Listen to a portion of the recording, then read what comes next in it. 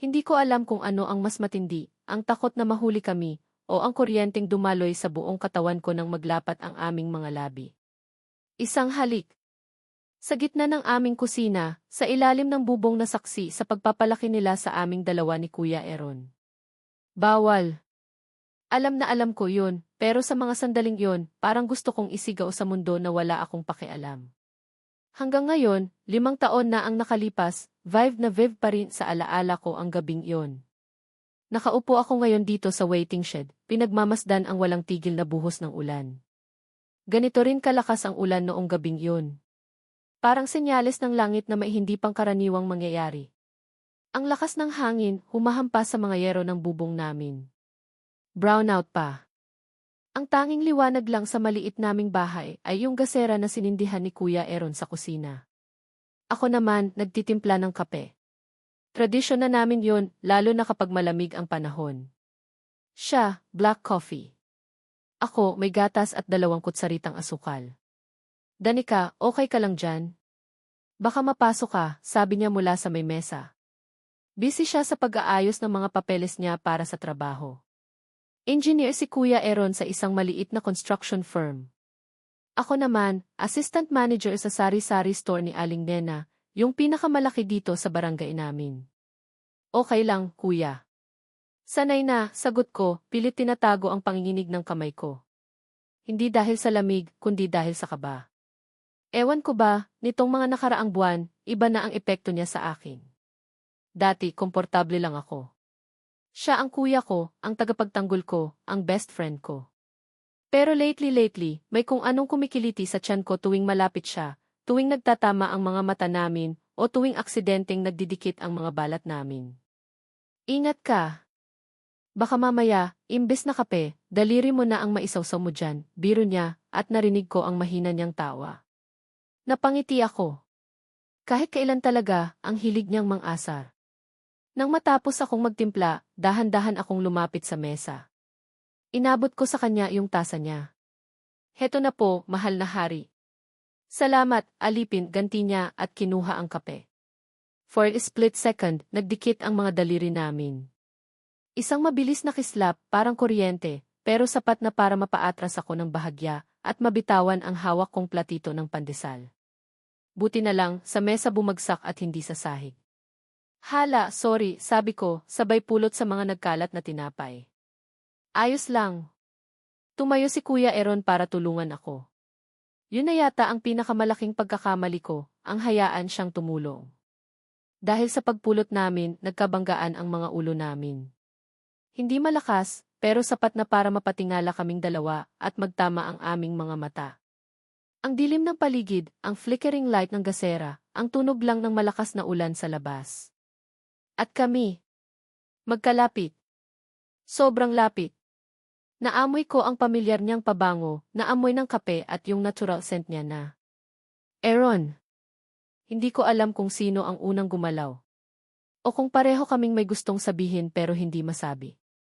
Ang alam ko lang, dahan-dahan siyang yumuko. Nakatitig lang ako sa mga mata niya, parang na-hypnotize. Nakita ko ang paglunok niya, ang bahagyang panginginig ng labi niya. Danica, umalis ka na. Kuya mo yan. Sigaw ng isang bahagi ng utak ko. Pero yung puso ko, parang gustong sumabog. Parang ang tagal nitong hinintay. At nangyari na nga. Ang labi niya, dumampi sa labi ko. Sa una, marahan lang. Parang nagtatanong.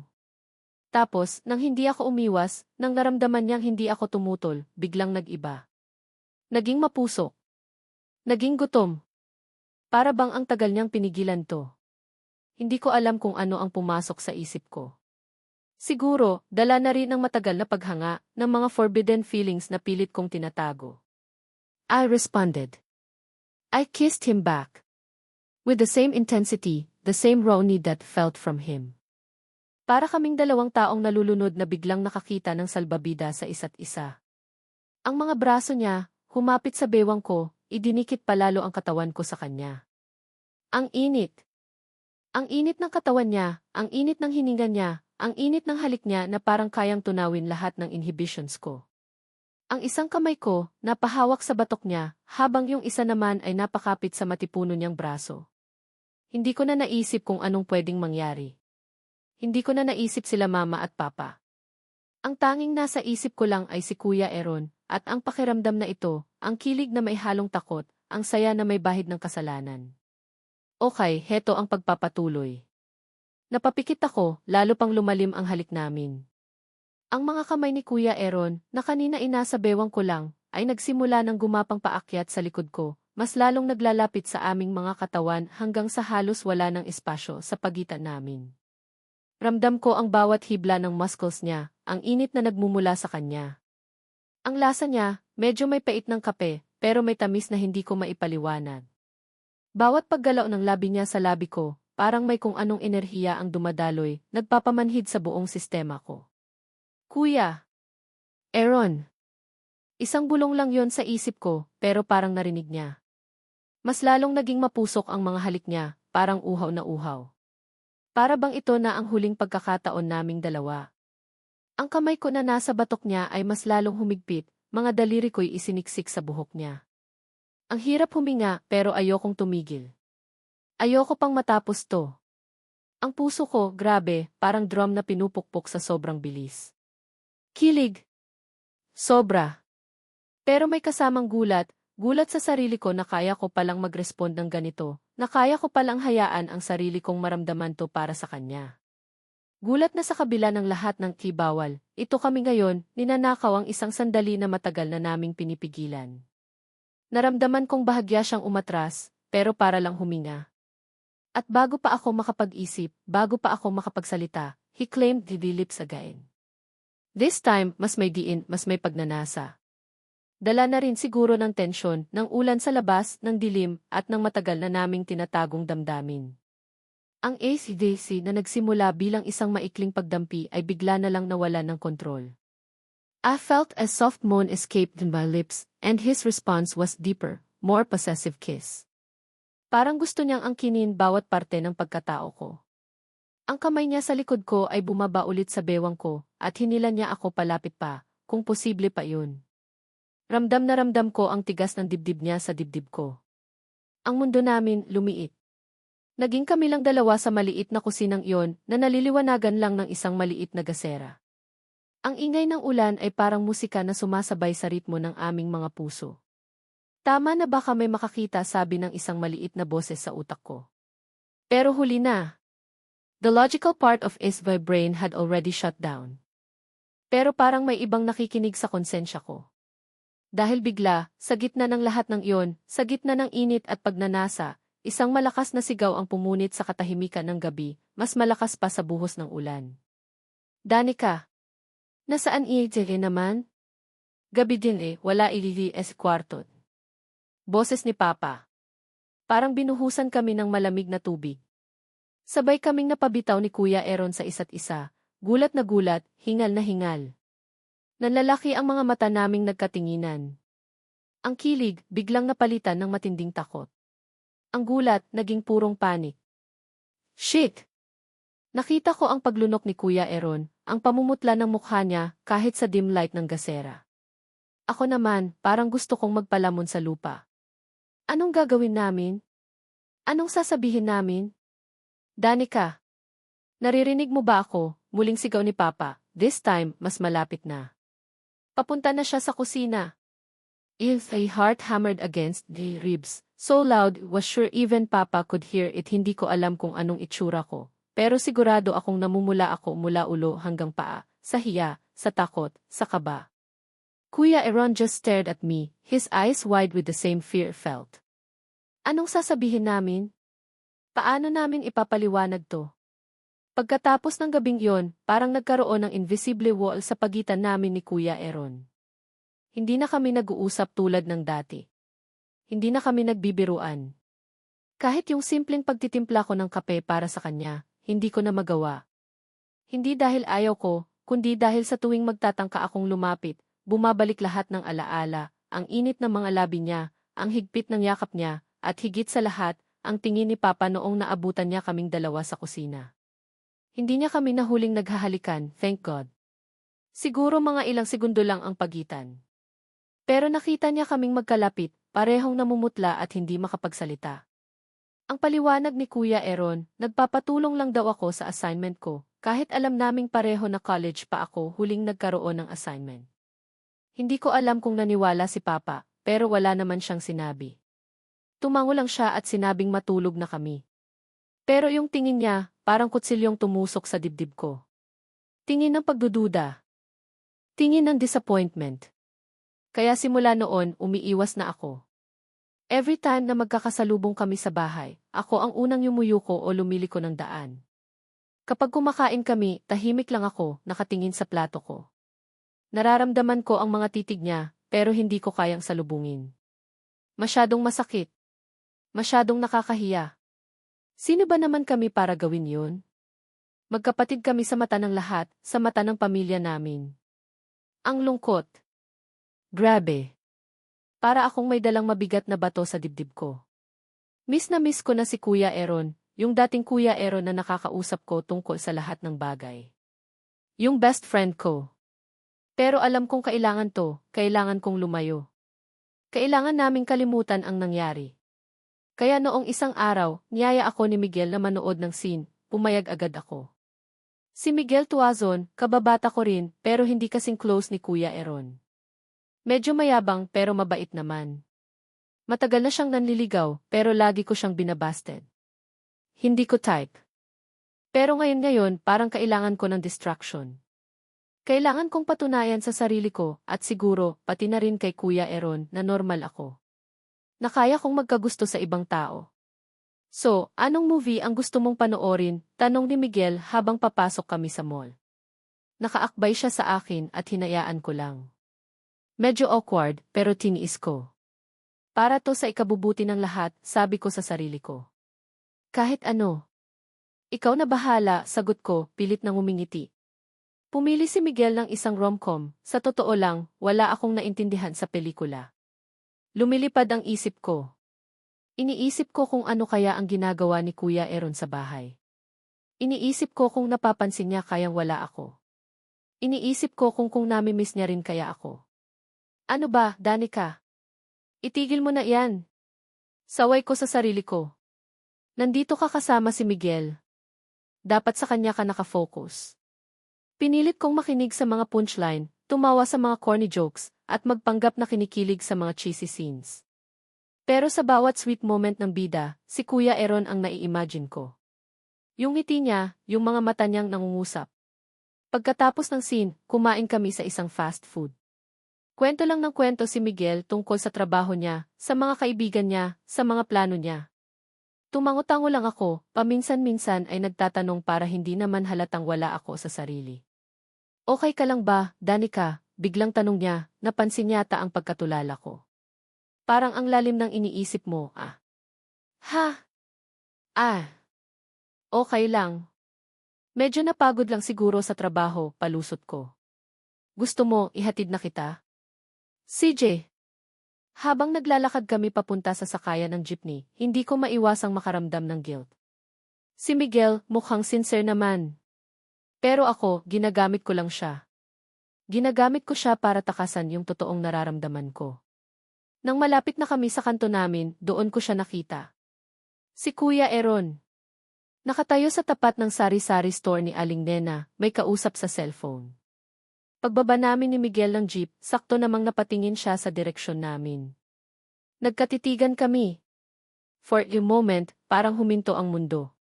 Nakita ko ang gulat sa mga mata niya, tapos parang may dumaang kung anong emosyon, sakit. Selos? Hindi ko matukoy. Agad siyang umiwas ng tingin at nagpatuloy sa pakikipag-usap sa cellphone, pero alam kong nakita niya kami. Nakita niyang nakaakbay sa akin si Miguel. Sige, Danica, una na ako, sabi ni Miguel, medyo nagmamadali. Siguro, naramdaman niya yung tensyon. O baka nahiya lang kay Kuya Aaron. Sige, ingat. Salamat ulit, sabi ko, pilit pa ring umingiti. Nang makaalis si Miguel, dahan-dahan akong naglakad papasok sa eskinita namin. Naramdaman kong nakasunod ng tingin si Kuya Aaron. Hindi ko siya nilingon. Ayoko. Ayokong makita ulit yung ekspresyon niya kanina. Pagdating ko sa tapat ng bahay, saktong palabas siya ng gate. Mukhang tapos na siyang makipag-usap sa phone. Nagkasalubong kami. This time, wala nang iwasan. Saan ka galing? Tanong niya, malamig ang boses. Hindi yung Kuya Aaron na kilala ko. Nanood lang ng scene, sagot ko, nauutal. Kasama yung Miguel. Tumango ako. Hindi ko alam kung bakit kailangan kong magpaliwanag. Wala naman siyang karapatang magtanong. Pero yung paraan ng pagtanong niya, parang maihalong akusasyon. Masaya ka ba? Tanong niya ulit, nakatitig ng diretso sa mga mata ko. Hindi ako nakasagot agad. Masaya ba ako? Hindi. Pero hindi ko pwedeng sabihin yun sa kanya. Naman, pilit kong sagot. Bakit naman hindi? Nakita ko ang pag-igting ng panga niya. Good. Kasi dapat lang na maging masaya ka. May diin ang bawat salita niya. Dapat lang na humanap ka ng taong magpapasaya sa'yo. Yung taong tama para sa'yo. Parang may kumirot sa dibdib ko. Alam ko kung anong ibig niyang sabihin. Na hindi kami tama para sa isa't isa. Na mali yung nangyari sa kusina.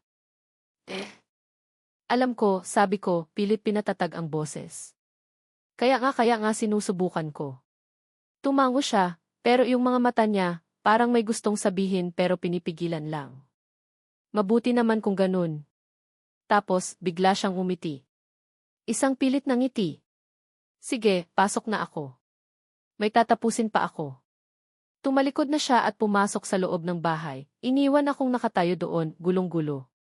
Pagpasok ko sa kwarto ko, doon na bumuhos ang mga luha ko. Ang sakit. Ang sakit-sakit. Akala ko, sa pag-iwas ko, sa pagsubok kong makipag-date sa iba, mababawasan yung nararamdaman ko para sa kanya. Pero hindi. Lalong lumalala. Lalong nagiging komplikado. Kinuha ko yung unan ko at niyakap ng mahigpit, umiiyak. Selos. Nararamdaman ko yun.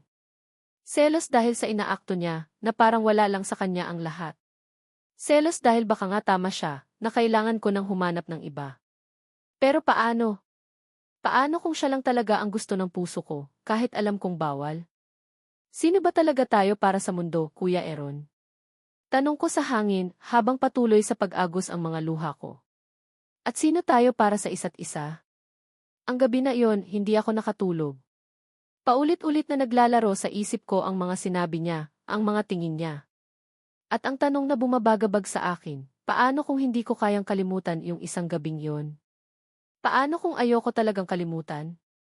Lumipas ang ilang linggo, pero parang mas lalo lang kaming nagkailangan ni Kuya Aaron. Ang dating aningay at tawanan sa bahay namin, napalitan ng isang nakakabinging katahimikan. Si Mama at Papa, mukhang napapansin na nila, pero wala silang sinasabi. Siguro, ayaw na lang nilang palakihin pa ang issue. O baka naman, umaasa silang kusang maaayos ang lahat.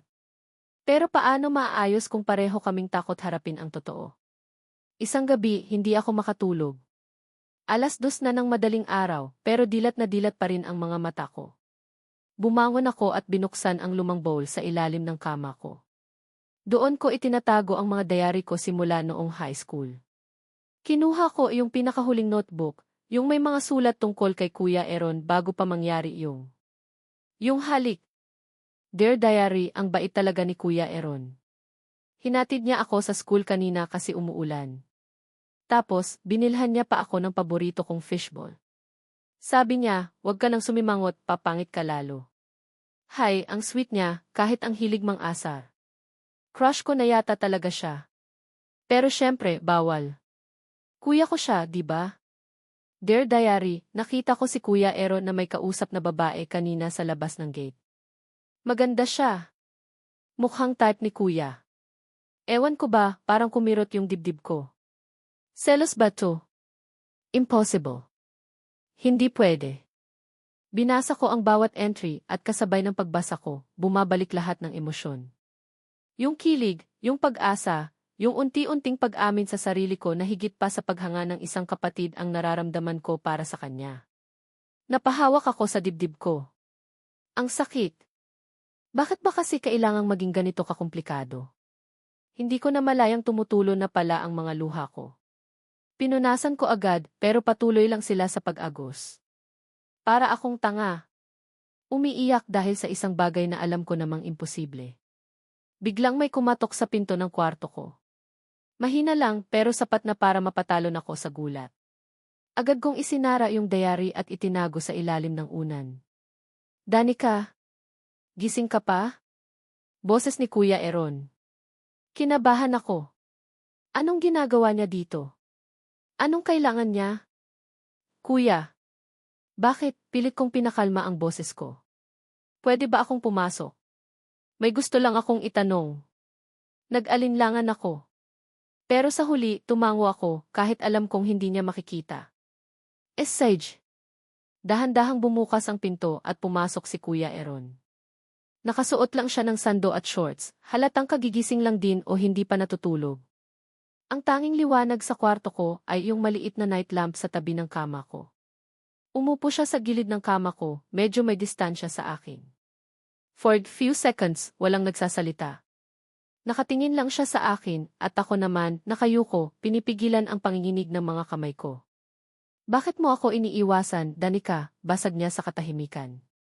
Hindi ako nakasagot agad. Heto na. Ang tanong na matagal ko nang kinatatakutan. Hindi naman kita iniiwasan, kuya, palusot ko. Busy lang siguro tayo pareho. Narinig ko siyang bumuntong hininga. Danica, kilala kita. Alam kong may problema. Simula noong gabing yon sa kusina. Napalunok ako. So, hindi niya pa rin pala nakakalimutan. Akala ko, ako lang ang apektado. O wala yun, kuya. Kalimutan na natin yun, sabi ko, pilit na tumatawa, pero halatang peke. Kalimutan? Tumingin siya sa akin, at this time, may lungkot sa mga mata niya. Yun ba talaga ang gusto mo? Nakalimutan na lang natin ang lahat. Hindi ako makatingin sa kanya. Kasi alam ko, kapag tumingin ako, bibigay ako. Makikita niya yung totoo kong nararamdaman. Danica, please. Kausapin mo ako. Hinawakan niya ang kamay ko.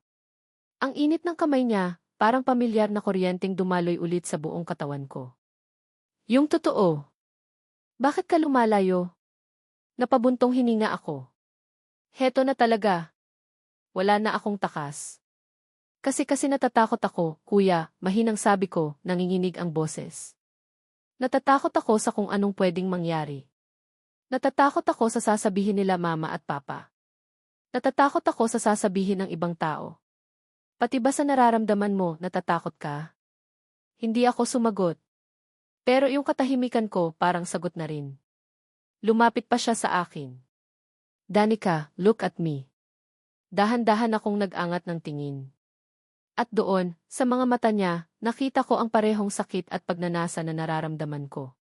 Hindi lang ikaw ang natatakot, sabi niya, masuyo ang boses. Ako rin.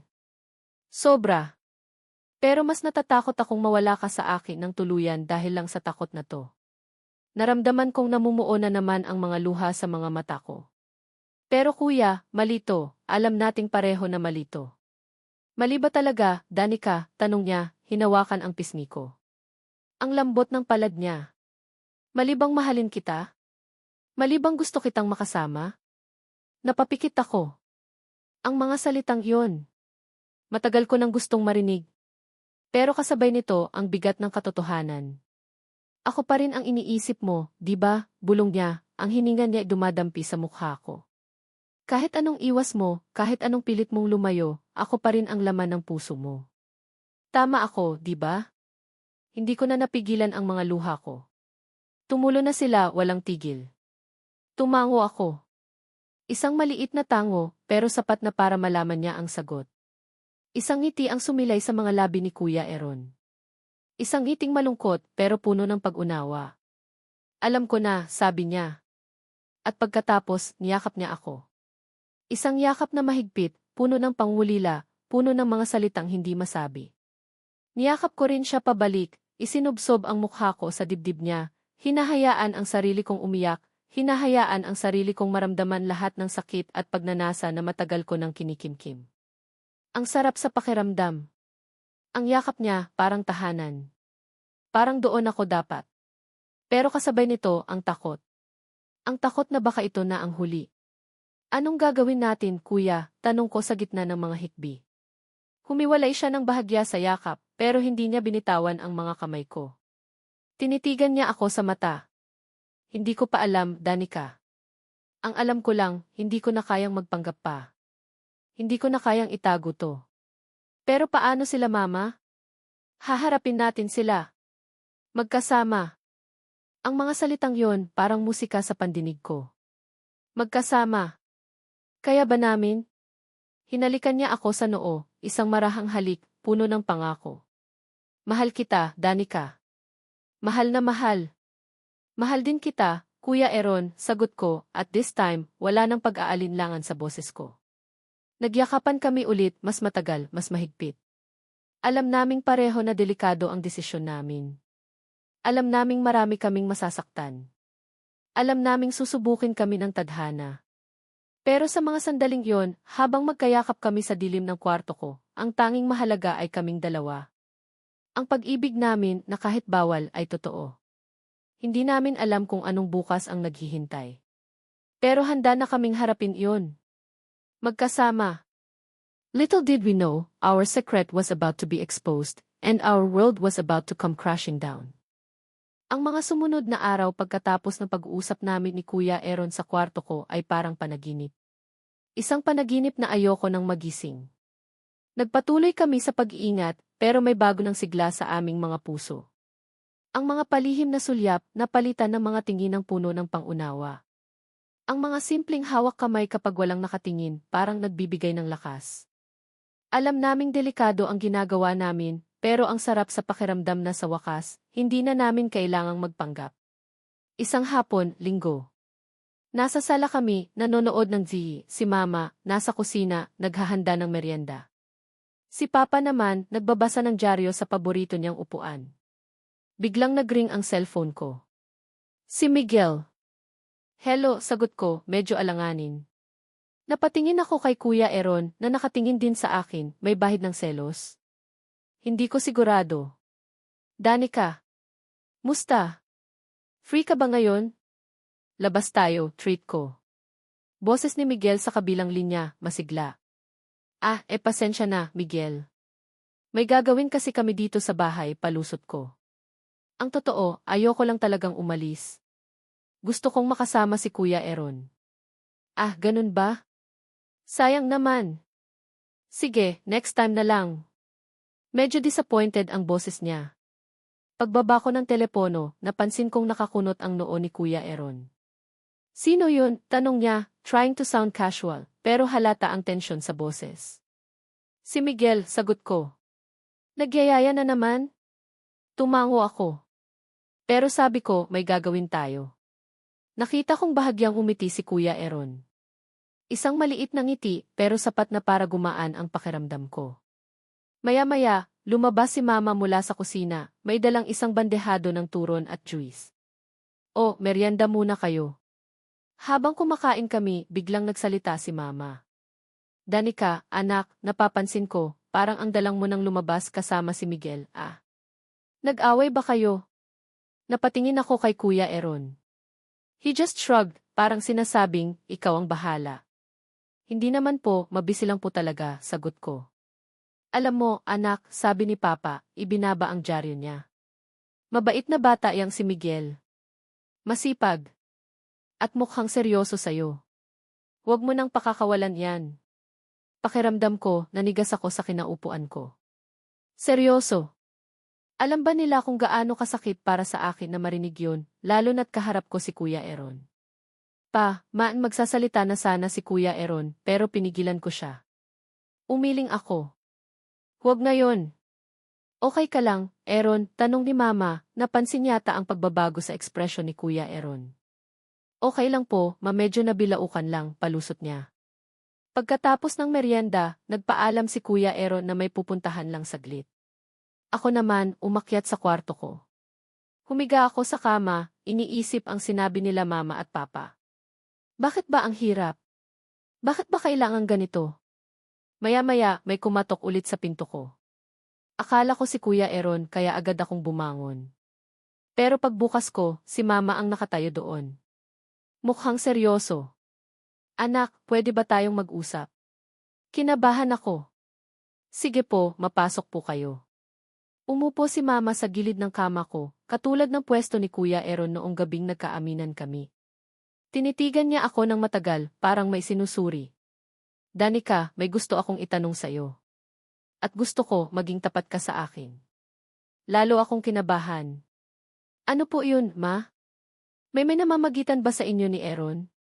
Parang bombang sumabog ang tanong niya. Nanlaki ang mga mata ko. Paano niya nalaman? May nakakita ba sa amin?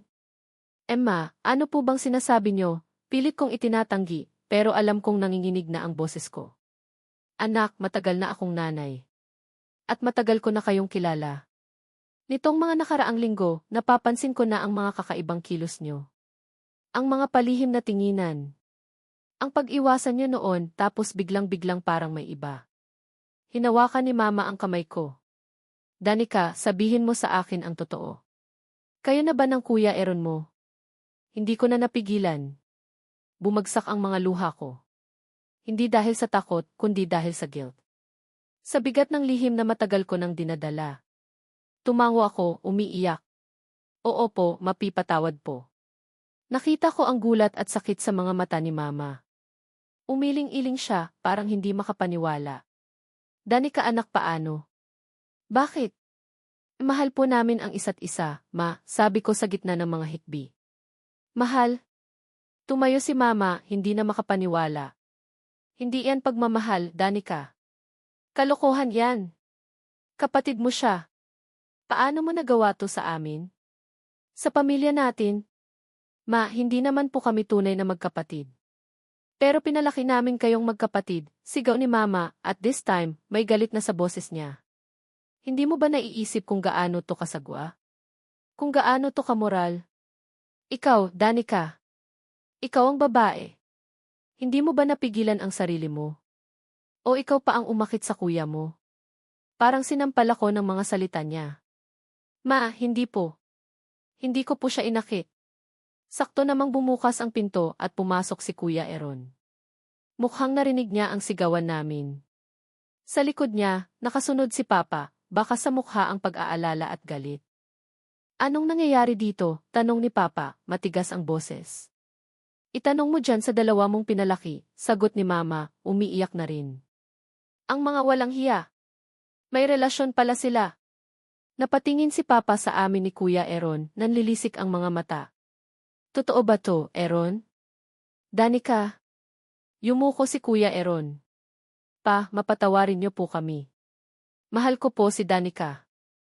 Mahal, sigaw ni Papa, at sa sobrang galit, kinuha niya ang flower vase sa mesa at ibinato sa pader.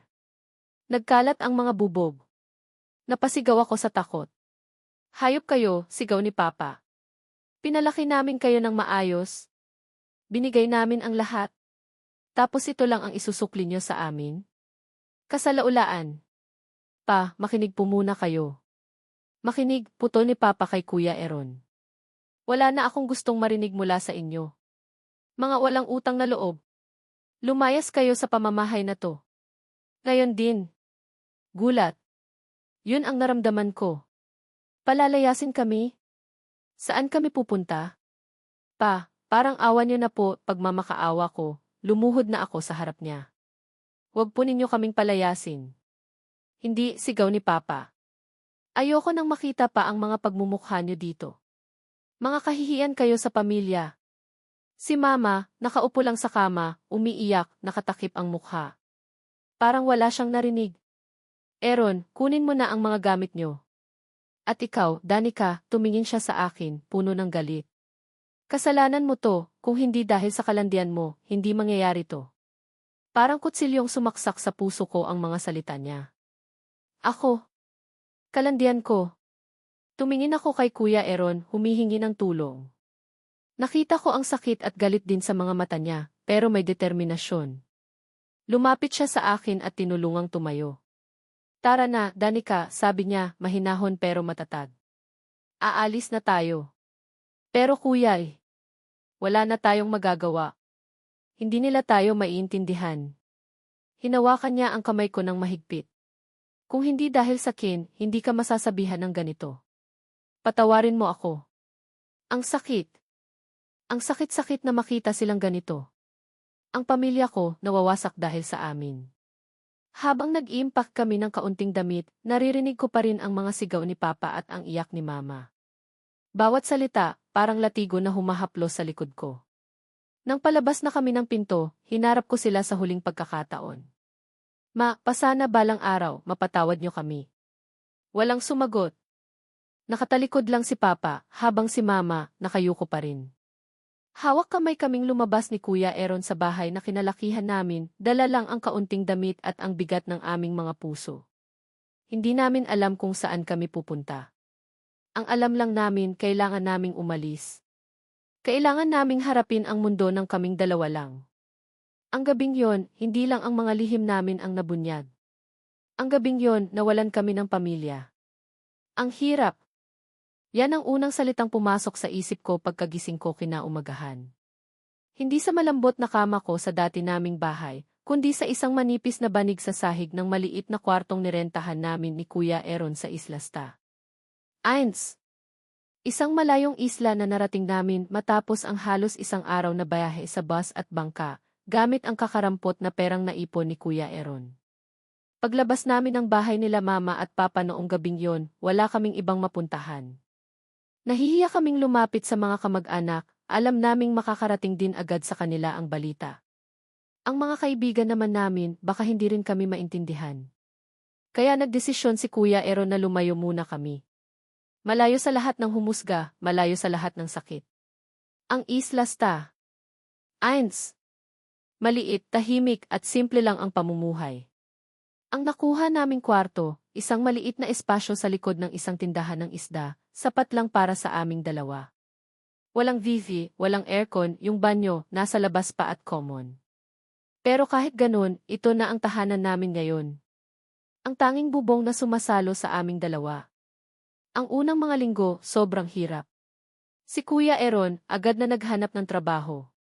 Dahil wala siyang dalang mga papeles o credentials, nahirapan siyang makakuha ng trabahong naaayon sa pagiging engineer niya. Ang napasukan niya, isang construction worker sa isang ginagawang maliit na resort. Mabigat na trabaho, maliit ang sahod. Ako naman, sinubukang magtinda ng mga kakanin at palamig sa tabing dagat. Yema, polvoron, pastillas, mga natutunan kong gawin kay Mama. Danica, sigurado ka ba dyan? Tanong ni Kuya Aaron isang umaga, habang inaayos ko ang mga paninda ko sa isang maliit na bilao. Kita ko ang pag-aalala sa mga mata niya. Mapula ang balat niya dahil sa maghapong pagbibilad sa araw, at may mga kalyo na ang mga palad niya. Naman, Kuya.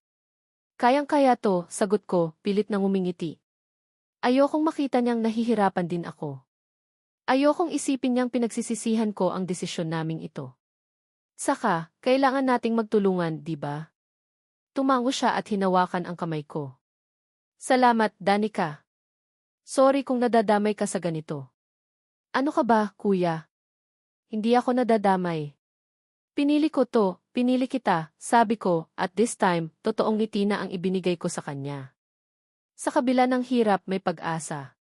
Bawat barya na naipon namin, bawat pagkain na napagsasaluhan namin sa maliit naming lamesa, bawat gabi na magkatabi kaming natutulog sa banig, nagpapatibay sa aming dalawa. Dito, sa Islasta. Ines, walang humusga sa amin. Walang nakakakilala sa nakaraan namin. Kami lang. Si Danica at si Aaron. 2 taong nagmamahalan at lumalaban para sa isa't isa. May mga gabi, hindi ko maiwasang umiyak ng palihim. Namimiss ko sila Mama at Papa. Namimiss ko yung dating buhay namin.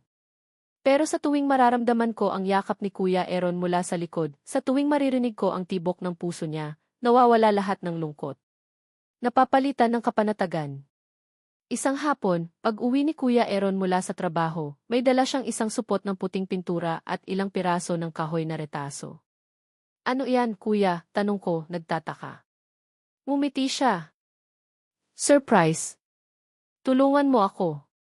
Sa maliit na espasyo sa harap ng nirerentahan naming kwarto, nagsimula kaming magpinta. Hindi ng pader, kundi ng mga maliliit na bato at piraso ng kahoy na napupulot namin sa tabing dagat.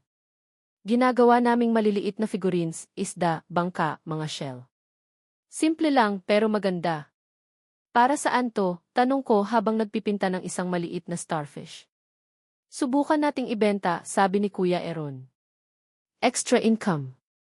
Saka, para may magawa naman tayo na atin talaga. At ginawa nga namin.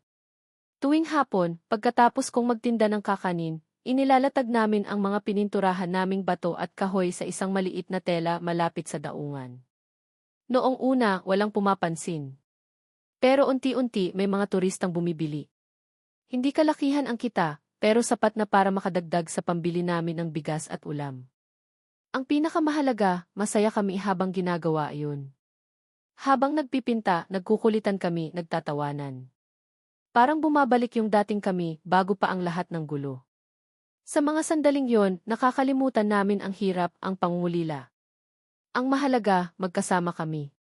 Isang gabi, habang nakahiga kami sa banig, nakatingin sa kisam na gawa sa nipa, bigla akong nagsalita. Kuya, sa tingin mo mapapatawad pa kaya nila tayo? Naramdaman kong humigpit ang yakap niya sa akin. Hindi ko alam, Danica. Pero sana dumating yung araw na iyon. Namimiss ko na sila, sabi ko, nangingilid na naman ang mga luha ko. Hinalikan niya ako sa buhok. Ako rin. Pero sa ngayon tayo muna. Tayo lang dalawa. Tumango ako. Tama siya. Sa ngayon kami muna. At sa maliit na islang ito, sa ilalim ng isang bubong na hindi amin pero nagsisilbing kanlungan, ipaglalaban namin ang pag-ibig namin. Kahit gaano kahirap, kahit gaano kasakit. Pag-asa.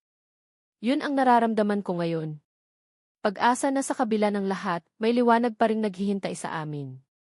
Pag-asa na balang araw, matatanggap din kami.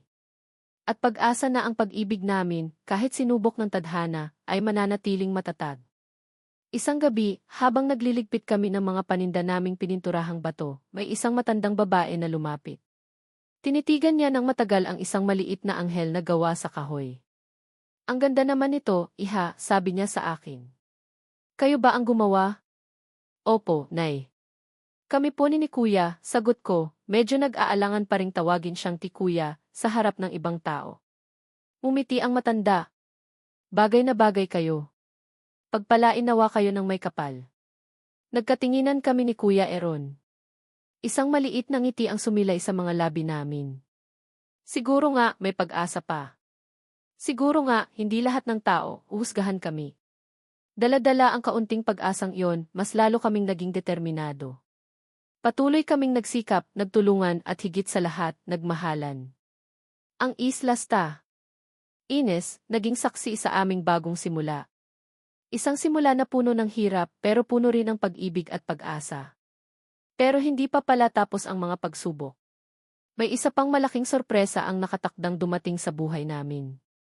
Isang sorpresa na muling susubok sa katatagan naming dalawa. Lumipas pa ang ilang buwan sa Isla Sta.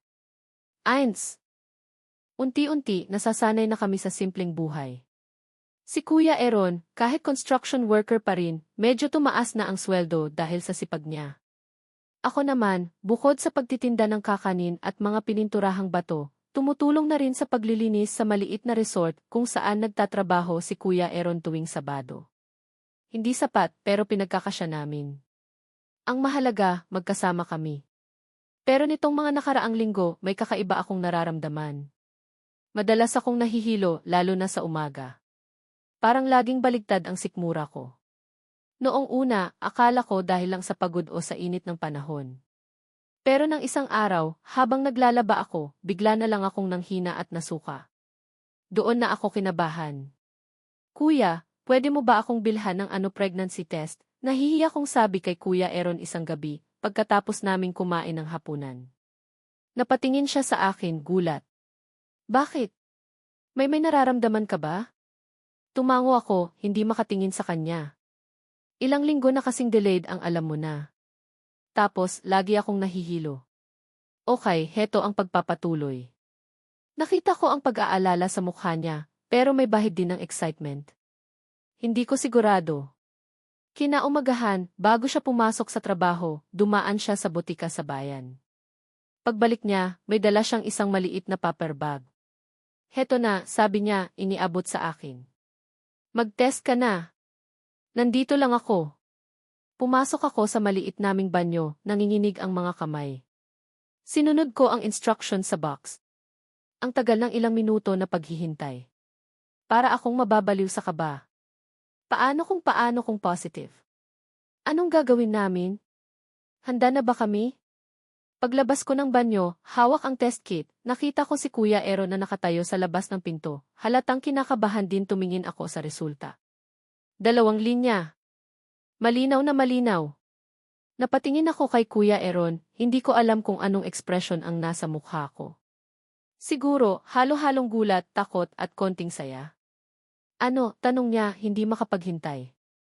Hindi ako nagsalita. Iniabot ko lang sa kanya yung test kit. Tinitigan niya iyon ng matagal. Tapos, dahan-dahan siyang tumingin sa akin, nanlalaki ang mga mata. P positive. Tumango ako at doon na bumuhos ang mga luha ko. Hindi ko alam kung luha ng saya o takot. O pareho. Bigla niya akong niyakap ng mahigpit. Magkakababy na tayo, Danica. Magkakababy na tayo. Narinig ko ang panginginig sa boses niya, pero this time, alam kong dahil sa saya. Niyakap ko rin siya pabalik, umiiyak sa dibdib niya. Natatakot ako, kuya. Paano na to? Hindi pa tayo handa. Humiwalay siya sa yakap at hinawakan ang mukha ko. Leve, kaya natin to, kakayanin natin to, magkasama tayo. Hinalikan niya ako sa noo. Ito na siguro ang scene ito na ang magbibigay sa atin ng lakas. Sa mga sumunod na araw, halo-halong emosyon ang naramdaman namin. Saya, dahil sa biyaya na darating. Takot, dahil sa responsibilidad at sa mga pagsubok na haharapin namin. Pero higit sa lahat, pag-asa. Pag-asa na ang batang ito ang magiging tulay para sa amin, para sa pamilya namin. Isang gabi, habang nakahiga kami, hinahaplos ni Kuya Aaron ang tiyan ko, na medyo umuumbok na. Danica, sabi niya, seryoso ang boses. Kailangan nating kausapin sila mama at papa. Napatingin ako sa kanya, gulat. Pero kuya, paano kung lalo lang silang magalit? Kailangan nating subukan, sabi niya. Para sa anak natin. Para malaman nila na magkakaapo na sila. Alam kong tama siya. Kahit gaano kasakit, kahit gaano kahirap, kailangan naming harapin sila. Hindi lang para sa amin, kundi para sa batang dinadala ko. Kinabukasan, nagsulat si Kuya Aaron ng liham. Isang mahabang liham, puno ng pagpapakumbaba, puno ng pagsisisi at puno ng pagmamahal. Isinulat niya kung gaano kami nagsisikap sa Islasta. Ines, kung gaano namin sila nami-miss, at higit sa lahat, ang balita tungkol sa pagbubuntis ko. Ako na ang magdadala nito, sabi niya. Kailangan ko silang harapin. Sasama ako, kuya, sabi ko. Umiling siya. Huwag na, Danica. Baka mapagod ka lang. Ako na lang muna. Pangako, mag-iingat ako. Kahit ayoko, pumayag ako. Alam kong kailangan niyang gawin to ng mag-isa. Para patunayan ang sarili niya, hindi lang sa kanila, kundi pati na rin sa akin. Kinabukasan, maagang umalis si Kuya Aaron. Mag-isa siyang sumakay ng bangka at bus pabalik sa amin. Buong araw, hindi ako mapakali. Nagdadasal ako na sana, maging maayos ang lahat. Sana, buksan nila ang kanilang mga puso. Gabi na nang makabalik si Kuya Aaron. Pagod na pagod, pero may kakaibang ngiti sa kanyang mga labi. Anong nangyari, kuya? Tanong ko agad, hindi na makapaghintay. Umupo siya sa tabi ko at hinawakan ang mga kamay ko. Kinausap ko sila. Tapos, noong una, ayaw akong harapin ni Papa. Si Mama lang ang lumabas. Ibinigay ko sa kanya yung sulat. Binasa niya. Huminga ng malalim si Kuya Aaron. Umiyak siya, Danica. Umiyak siya habang binabasa yung tungkol sa iyo at sa baby. Naramdaman kong namuo ang luha sa mga mata ko. Tapos, lumabas si Papa. Galit pa rin siya. Pero noong sinabi kong magkakaapo na sila, parang natigilan siya. Nagpatuloy si Kuya Aaron, hindi pa rin nila tayo matanggap ng buo, Danica. Marami pa ring sakit. Marami pa ring galit. Pero noong paalis na ako, hinawakan ni Mama yung tiyan ko. Tiyan mo, nagtataka kong tanong. Ngumiti si Kuya Aaron. Akala niya siguro ako yung buntis. Natawa kami pareho kahit mailuha sa aming mga mata. Pero hinawakan niya. Tapos bumulong siya, apo ko yan. Napahagulgol ako. Hindi dahil sa lungkot, kundi dahil sa kaunting pag-asa na sumilay. Isang maliit na sinag ng liwanag sa gitna ng kadiliman. Hindi pa tapos ang laban, Danica, sabi ni Kuya Aaron, niyakap ako. Pero nagsimula na. Nagsimula na silang makinig. Alam naming mahaba pa ang daan. Marami pa kaming kailangang patunayan. Pero sa mga sandaling yon, sapat na ang kaunting pag-asang yon. Sapat na ang malamang may isang maliit na parte sa puso nila na nagsasabing, apo ko yan. Ang anak namin. Siya ang magiging simbolo ng aming pag-ibig, at sana, ang magiging daan para sa aming pagpapatawad at muling pagbuo. Hawak ang pag-asang yon, mas lalo kaming naging matatag. Haharapin namin ang bukas, hindi lang para sa aming dalawa, kundi para sa pamilyang unti-unti naming binubuo. Lumipas ang 9 na buwan.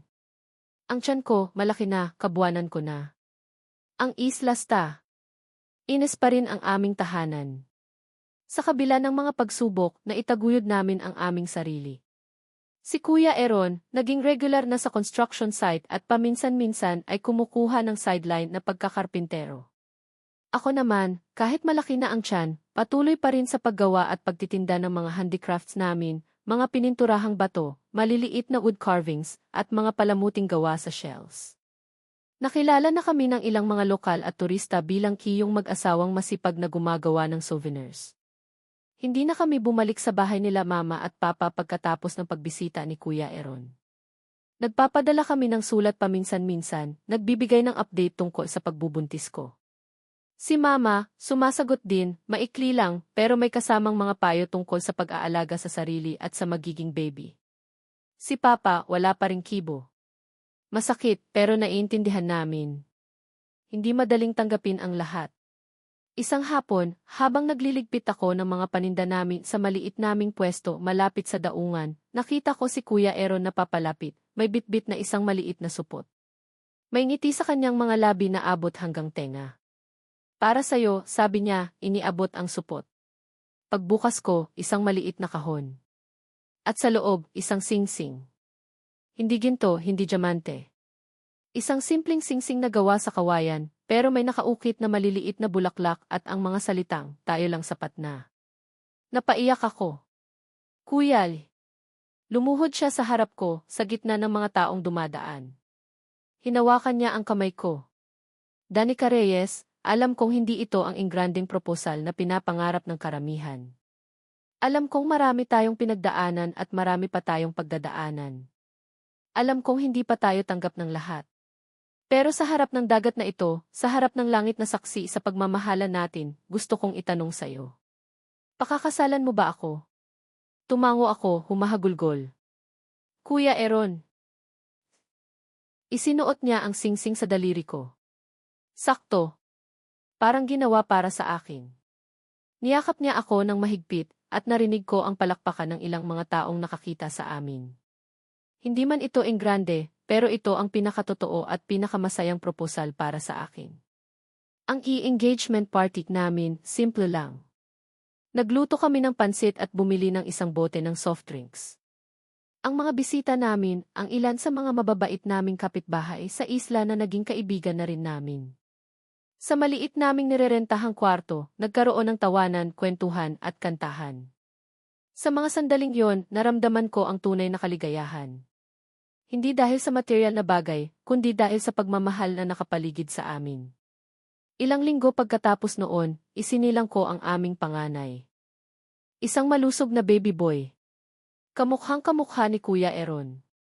Pinangalanan namin siyang Emmanuel na ang ibig sabihin ay God with us. Dahil sa kabila ng lahat, alam naming hindi kami pinabayaan ng Diyos. Nang unang makarga ni Kuya Aaron si Emmanuel, kitang-kita ko ang luha sa kanyang mga mata. Anak-anak natin, Danica, bulong niya, hinalikan ang noo ng aming baby. Ako naman, habang pinagmamasdan silang dalawa, napuno ng pagmamahal at pasasalamat ang puso ko. Ito na ayun. Ito na ang pamilya ko. Nagpadala kami ng litrato ni Emmanuel kila mama at papa. Wala kaming natanggap na reply. Pero isang araw, may dumating na package sa amin. Walang sender. Pagbukas namin, laman nito ay mga gamit pang baby, mga damit, lampin, bote ng gatas, at isang maliit na kumot na gansilyo. Alam kong galing yun kay mama. Kahit hindi niya sabihin, alam kong mahal niya ang apo niya. Hindi pa rin kami bumalik sa kanila. Nagpatuloy kami sa buhay namin sa Isla Sta. Eins. Lumaki si Emmanuel na masigla at bibo. Tinuruan namin siyang maging simple, maging mapagmahal, at maging matatag. Isang araw, habang pinagmamasdan ko si Kuya Aaron na karga-karga si Emmanuel, habang naglalakad kami sa tabing dagat, napangiti ako. Hindi man perpekto ang buhay namin, hindi man kami tanggap ng lahat, pero masaya kami. Masaya kami dahil magkakasama kami. Masaya kami dahil pinili naming ipaglaban ang pag-ibig namin. Alam mo, kuya, sabi ko, hinawakan ang braso niya. Kahit hindi nila tayo tinatanggap ng buo, ang mahalaga, tinanggap natin ang isa't isa. At tinanggap natin kung sino tayo. Umiti siya at hinalikan ako sa noo. Danica. Tayo lang, sapat na. Hindi namin alam kung ano pa ang dadalhin ng bukas. Siguro, darating ang panahon na mapapatawad na kami ng tuluyan. Siguro, darating ang panahon na makukumpleto ulit ang pamilya namin.